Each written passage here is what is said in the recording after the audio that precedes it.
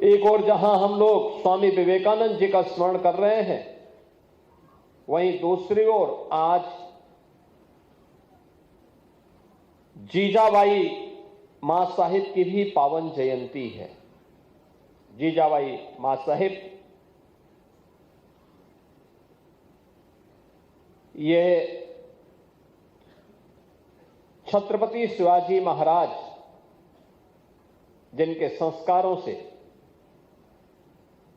पले बढ़े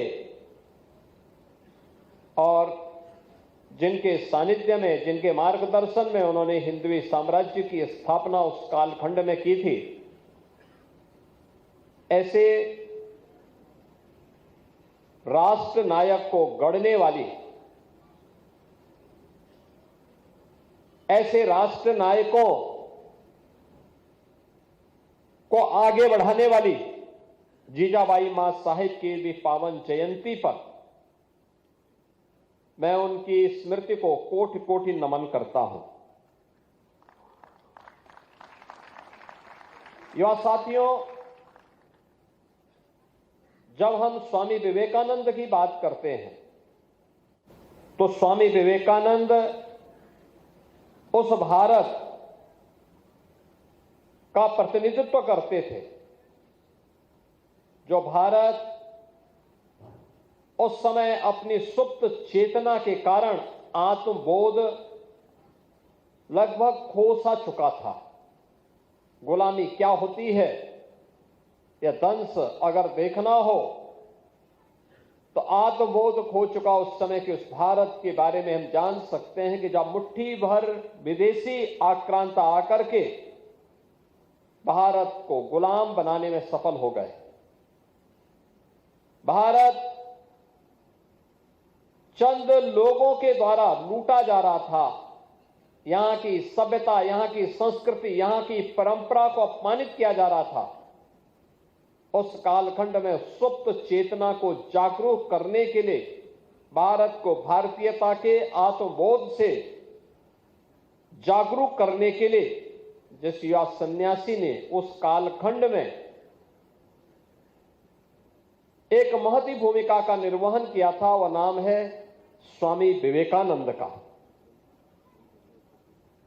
स्वामी विवेकानंद की पूरी यात्रा के बारे में जब हम लोग अवलोकन करते हैं, उनका बचपन का नाम नरेंद्र था।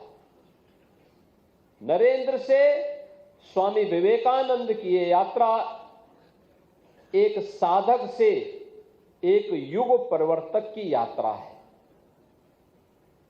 यानी अगर हमारे मन में बदलाव की इच्छा शक्ति हो, सत्संकल्प हो, तो हम उस बदलाव के वाहक बन सकते हैं। लीक से हट करके चलने की वह प्रेरणा हम सबको आगे बढ़ा सकती है। और उन्होंने अपने जीवन का मंत्र भी बनाया था, भारत के कठोपनिषद के उस मंत्र को, जिस मंत्र ने कहा था उत्तिष्ठ जागृत प्राप्य वरान्य बोधत, यानी उठो,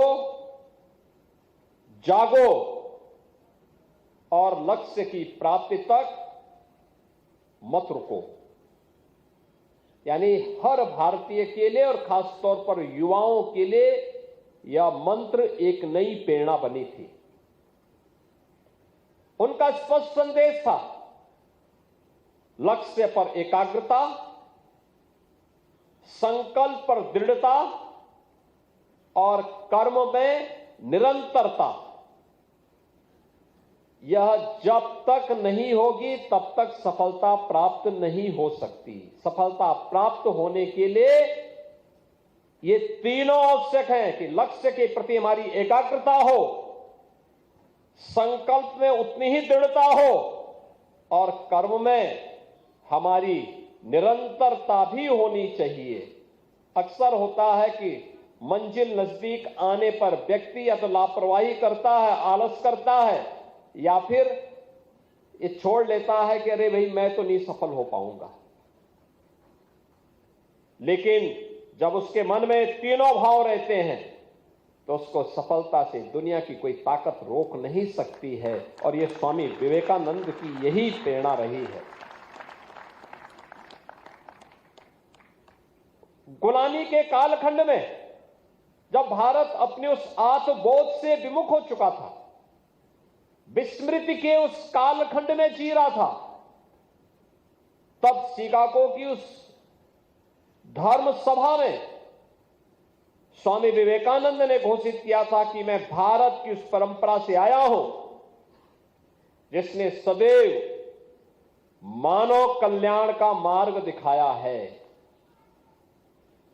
यानी हमने किसी का छीना नहीं, हमने किसी को जबरन गुलाम नहीं बनाया। हमारे पास बल था, हमारे पास बुद्धि थी, हमारे पास वैभव था, लेकिन हमने किसी पर जबरन अपनी बात को थोपा कभी नहीं। क्योंकि दुनिया की कोई भी पीड़ित मानवता जब भी भारत के अंदर आई है तो भारत ने उसे उसकी विपत्ति के समय शरण दी है, उसका संरक्षण दिया है, उसके संवर्धन में अपना योगदान दिया है, और उस परंपरा का प्रतिनिधित्व मैं कर रहा हूं। उन्होंने कहा था कि जिसने सदैव मानवता के कल्याण का मार्ग दिखाया है, मैं उस परंपरा का प्रतिनिधित्व इस समिट में कर रहा हूं, और मुझे गर्व है कि मैं हिंदू हूं।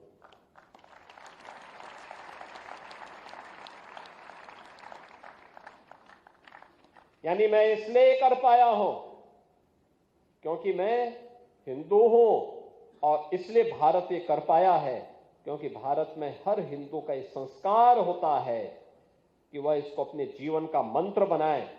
यह राष्ट्र को ऊर्जा से भर देने वाला स्वामी विवेकानंद का एक उद्घोष या एक सिंह नाद की तरह ही गर्जना थी।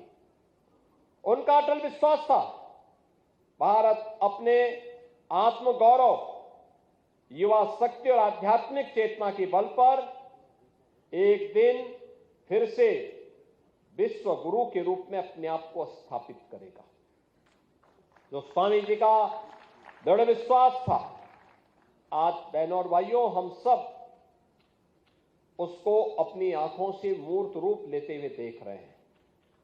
याद करिए ना, ये देश जब आजाद हुआ था 1947 में, उस समय देश की आजादी के साथ ही एक दिन पहले देश का दर्दनाक विभाजन और उसके विभाजन के फलस्वरूप लाखों की संख्या में कत्लेआम, ये हर भारतीय को आहत कर रहा था। देश आजाद हो रहा है, इसका जश्न हर भारतीय नहीं मना पाया था। लेकिन यह देश जब अपनी आजादी के 75 वर्ष पूरा कर रहा था, तब प्रधानमंत्री मोदी जी के विजनरी नेतृत्व में भारत, हर भारतीय अपने आजादी के अमृत महोत्सव के साथ जुड़ रहा था। और जुड़ाव उसका आत्मिक भी था, वह अंतःकरण से भी था, और उसने प्रत्यक्ष उस समारोह में सहभागी बनकर के, जो समारोह में भाग नहीं ले सकता था, उसने हर घर तिरंगा के माध्यम से उस आयोजन का हिस्सा बनकर के इस आयोजन में वह आगे बढ़ा था। और आज हम कह सकते हैं कि प्रधानमंत्री मोदी जी ने हर भारतीयों को उस समय एक विजन दिया था, 2022 में एक विजन दिया था विकसित भारत का। यह देश जब अपनी आजादी का शताब्दी महोत्सव मना रहा होगा, यानी 100 वर्ष जब आजादी के पूरे हो रहे होंगे, तब हमें कैसा भारत चाहिए?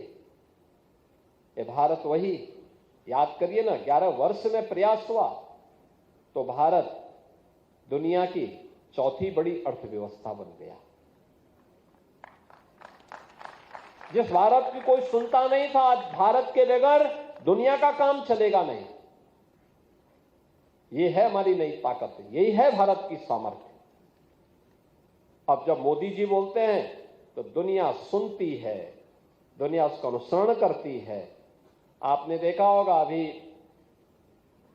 दुनिया के अंदर जो उथल पुथल मची हुई है, इसमें से हर देश की ओर से आवाज आ रही है कि मोदी जी आप कुछ करिए, मोदी जी आप कुछ करिए। ये भारत की सामर्थ्य के प्रति दुनिया का विश्वास है और उस विश्वास के प्रतीक आप सब हैं। भारत का ये युवा शक्ति है और इसीलिए इस युवा शक्ति से हम सबको विकसित भारत 2047 के लिए यानी 2047 के इस अभियान के साथ जुड़ने का हमारा एक नया आह्वान होगा। आज मुझे प्रसन्नता है कि यहां पर मैं देख रहा था कि इस अवसर पर युवक मंगल दल और महिला मंगल दल को, जिन्होंने अपने अपने क्षेत्र में अच्छा कार्य किया, राज्य स्तरीय स्वामी विवेकानंद यूथ पुरस्कार भी से भी सम्मान यहां पे सम्मानित किया गया। देखिए, मैं आज प्रदेश भर में जितने भी युवक मंगल दल और महिला मंगल दल हैं उनसे दो अपेक्षाएं करूंगा। एक, आपको स्पोर्ट्स किट उपलब्ध करवाई गई है। हमारा प्रयास है कि हर ग्राम पंचायत में खेल का मैदान हो। हमारा प्रयास है कि हर विकास खंड में एक मिनी स्टेडियम बने और हमारा प्रयास है हर जिले में एक बड़ा स्टेडियम बने। युद्ध स्तर पर कार्य चल रहे हैं। ये सभी कार्य युद्ध स्तर पर किए जा रहे हैं। युवक मंगल दल और महिला मंगल दल भी इसमें प्रयास में हिस्सेदारी बने, वह भी इसमें सक्रिय भूमिका का निर्वहन करें। हमें इस अभियान का हिस्सा बनना पड़ेगा। युवक मंगल दल को चाहिए कि जो स्पोर्ट्स किट मिली हुई है, वो स्पोर्ट्स किट से केवल उसके सदस्य ही नहीं बल्कि पूरी ग्राम पंचायत उस खेल का हिस्सा बने। ग्राम पंचायत स्तर पर खेल कूद, न्याय पंचायत स्तर पर प्रतिस्पर्धा, एक टीम आप अपनी गांव की बनाइए, अलग अलग गांवों की टीमें फिर न्याय पंचायत स्तर पर और फिर ब्लॉक स्तर पर प्रतिस्पर्धा का हिस्सा बने, फिर जनपद स्तर की प्रतिस्पर्धा का हिस्सा बने, फिर कमिश्नरी स्तर की प्रतिस्पर्धा का हिस्सा बने और अंत में प्रदेश स्तर की प्रतिस्पर्धा का हिस्सा बनेंगे। अच्छी टीमें हमारी खड़ी होंगी, हर स्तर की टीम, मनोरंजन भी होगा और नए युवाओं को आगे बढ़ने का एक प्लेटफॉर्म भी प्राप्त होगा। प्रधानमंत्री जी का जो विजन है और जिसके बारे में बार बार प्रधानमंत्री जी कहते हैं कि खेलोगे तो खिलोगे, उसके लिए उन्होंने खेल कूद की प्रतिस्पर्धा को आगे बढ़ाने के लिए प्रेरित किया है। खेलो इंडिया खेलों के माध्यम से, फिट इंडिया मूवमेंट के माध्यम से,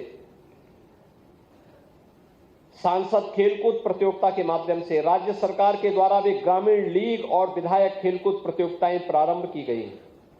हर स्तर के लोग कर सकते हैं, अलग अलग प्रतियोगिताओं का आयोजन कर सकते हैं।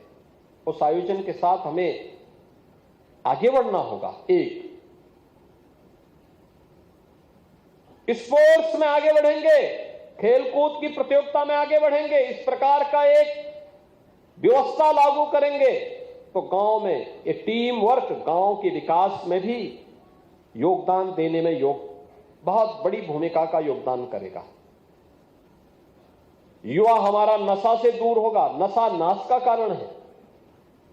उस नशे के खिलाफ अभियान चलाना होगा। इसी दौरान कोई नशे में लिप्त है, नशे के कारोबार में लिप्त है, गोपनीय सूचना दीजिए, उसकी प्रॉपर्टी को जब्त करवाइए, नशे के कारोबारियों को क्रैश करवाइए, उसके खिलाफ बड़ा प्रहार करने की आवश्यकता है, क्योंकि नशा युवा पीढ़ी को और अंततः समाज और राष्ट्र को खोखला बना देता है।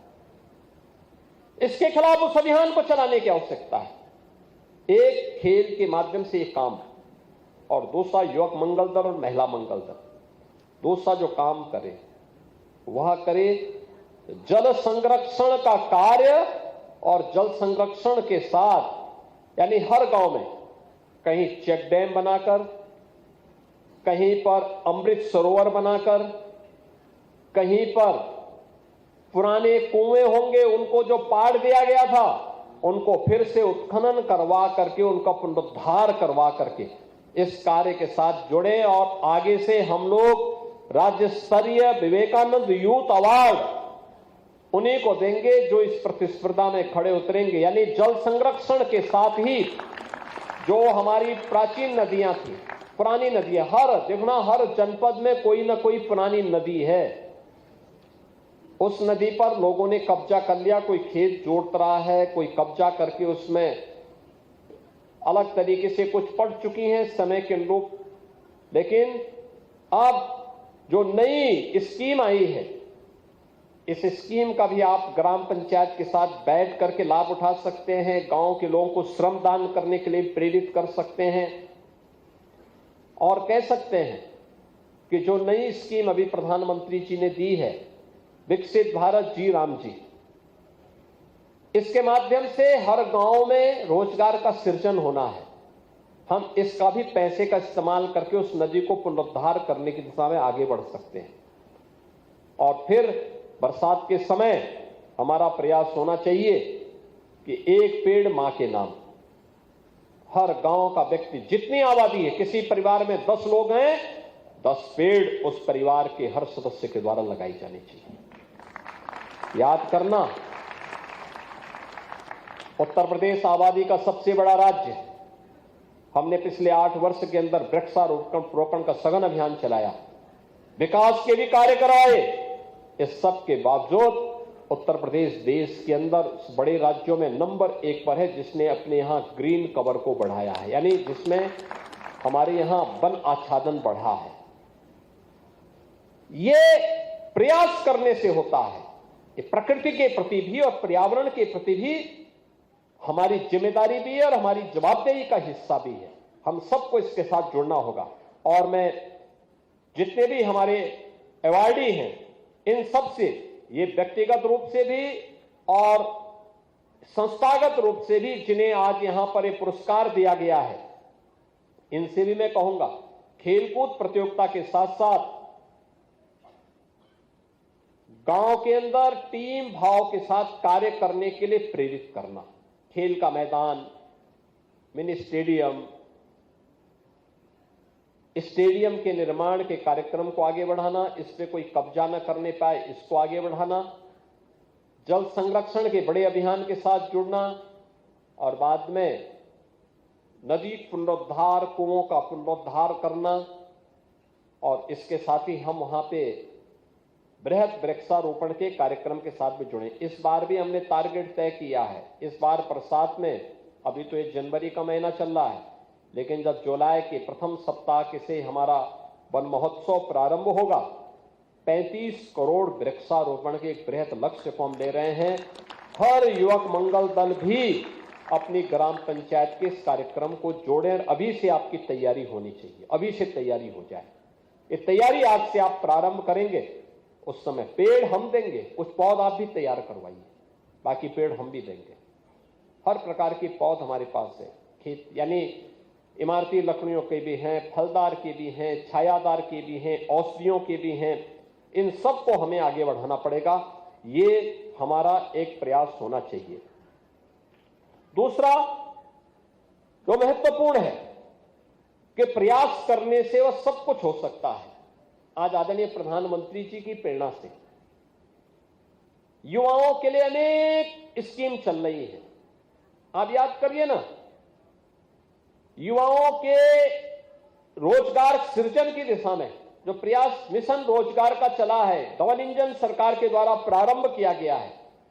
अकेले उत्तर प्रदेश में हम लोगों ने 9 लाख युवाओं को सरकारी नौकरी दी है। 9 लाख युवाओं को सरकारी नौकरी।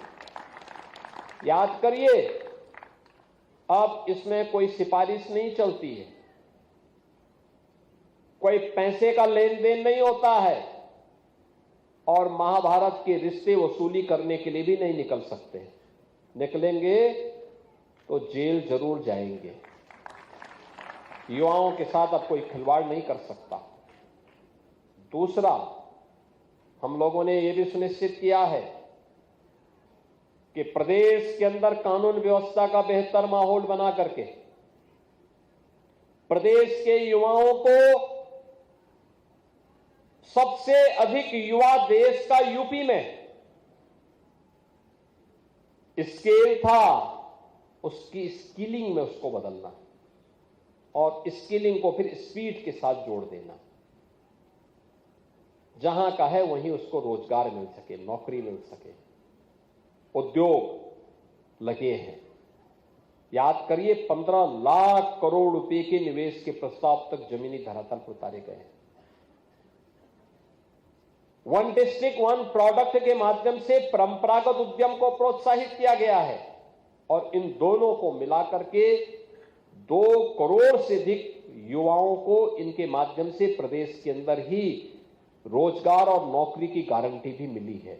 ये प्रयास से होता है और उस प्रयास का ही हिस्सा है कि जिसको लागू किया गया हुआ तो है ही, साथ साथ हमने स्वतः रोजगार के लिए भी अनेक स्कीम चलाई।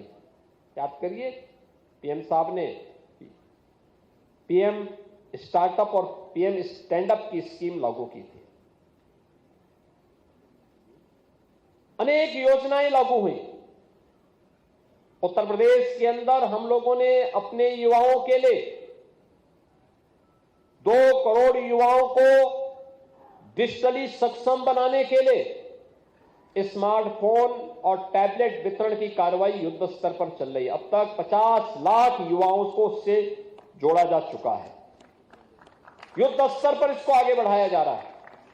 लेकिन अभी सीएम युवा स्कीम के माध्यम से पहले चरण में 5 लाख रुपए, फिर इसके उपरांत हम लोगों ने अन्य स्कीम के माध्यम से गारंटी मुक्त और ब्याज मुक्त ऋण की व्यवस्था युवाओं को स्वतः रोजगार के साथ अपना कारोबार आगे बढ़ाने के लिए प्रारंभ किया है। अब तक उत्तर प्रदेश के अंदर 1 लाख से अधिक युवा इस योजना का लाभ ले चुके हैं। 1 लाख से अधिक युवा। हम भी उसका हिस्सा बन सकते हैं और हम लोगों ने आज की नई तकनीक के साथ जोड़ने के लिए artificial intelligence, machine learning, robotic, drone technology, इन सभी के साथ युवा भी जानकारी ले सके और इसका उपयोग अधिक से अधिक मात्रा में करके रोजगार का सृजन कर सके। इसके लिए हम लोगों ने टाटा टेक्नोलॉजीज के साथ में, सैमसंग के साथ में, अन्य तमाम उसके साथ में हम लोगों ने अपने साझेदारी करते हुए उस प्रकार के सेंटर भी यूपी के अंदर विकसित किए हैं और आज उसका परिणाम है कि उत्तर प्रदेश तेजी के साथ आज देश के अंदर सबसे बड़ी आबादी का राज्य होते हुए भी बेरोजगारी की दर सबसे कम यूपी के अंदर।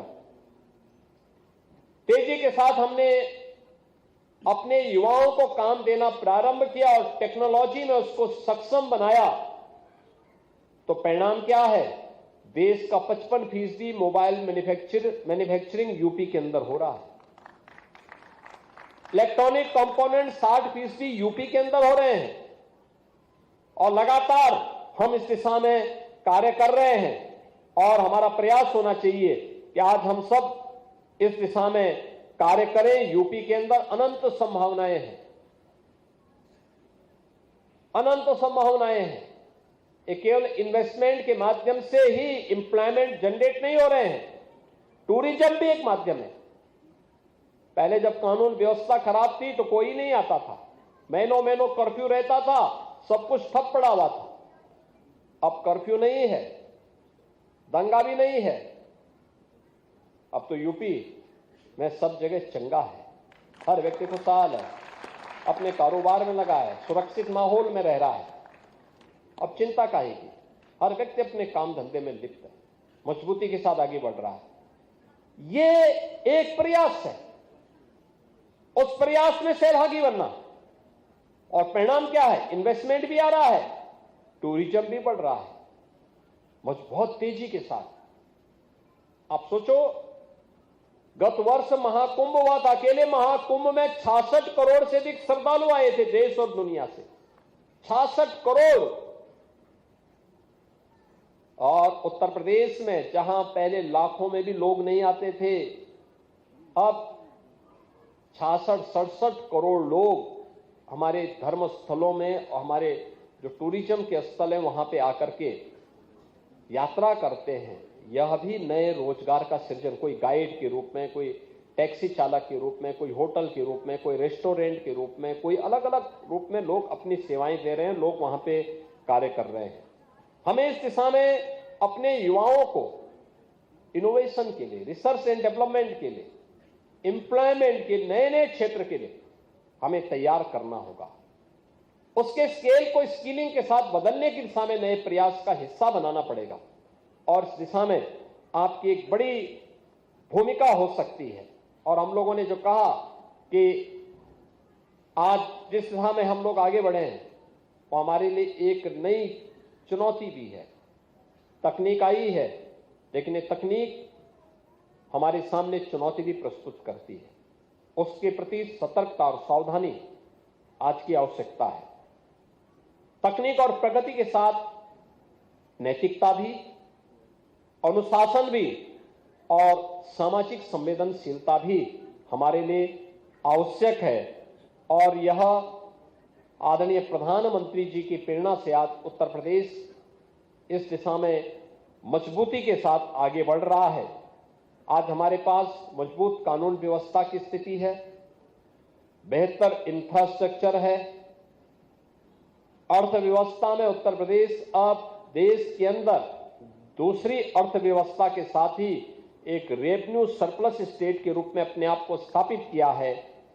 स्टार्टअप का एक बेहतरीन इकोसिस्टम भी आज यूपी के पास है। और अब हमें अपने युवाओं को, जो वास्तव में देश के वास्तविक शिल्पकार हैं, इन्हें आगे बढ़ाने के लिए इन सब के साथ और मजबूती के साथ जोड़ने की दिशा में कार्य करना होगा। जो एक संकल्प स्वामी विवेकानंद जी का था, जो उनका एक संकल्प था कि भारत विश्व गुरु के रूप में स्थापित होगा, ये तभी हो पाएगा जब युवा शक्ति उस दिशा में मजबूती के साथ आगे बढ़ेगी। और उस दिशा में हम सबके प्रयास एक नए भारत के निर्माण के रूप में आदरणीय प्रधानमंत्री जी की प्रेरणादायी मार्गदर्शन और नेतृत्व में हम सबको देखने को मिल रहा है। आज के इस अवसर पर मैं एक बार फिर से युवा दिवस के अवसर पर जिन युवक मंगल दल और महिला मंगल दल को व्यक्तिगत रूप से और संस्थागत रूप से भी यहां पे पुरस्कार प्राप्त हुए हैं, उनको बधाई देता हूं। आज यहां पर खेल इंफ्रास्ट्रक्चर का जो उद्घाटन हुआ है, कई मिनी स्टेडियम और स्टेडियम का उद्घाटन के कार्यक्रम हुए हैं, उन सभी जनपद के जनपद वासियों को, जनप्रतिनिधियों को मैं हृदय से बधाई देता हूं। आप सबको बधाई देता हूं और विश्वास व्यक्त करता हूं कि अगली बार जब युवा महोत्सव हो तो युवा महोत्सव के अवसर पर हमारे पुरस्कार का जो भाग हो, पुरस्कार की जो कैटेगरी हो, वह इन दो श्रेणियों में, स्पोर्ट्स के लिए भी और पर्यावरण की दृष्टि से किए जाने वाले जल संरक्षण के लिए, और एक पेड़ मां के नाम पर कितना अच्छा काम हमने किया है। हम टेक्नोलॉजी के माध्यम से भी और फिजिकली भी इसकी मॉनिटरिंग करवाएंगे। इस विश्वास के साथ हम उस दिशा में आगे बढ़ पाएंगे। मैं आप सबके प्रति अपनी मंगल में शुभकामनाएं देता हूं। धन्यवाद। जय हिंद। आपके मोबाइल पर तुरंत आएगी ब्रेकिंग न्यूज। स्क्रीन पर सबसे पहले दिखेगी बड़ी खबर। देश दुनिया की हर खबर एक जगह। अब आपके मोबाइल पर तुरंत फटाफट इंस्टॉल कीजिए न्यूज नेशन ऐप और रखिए खुद को अपडेट।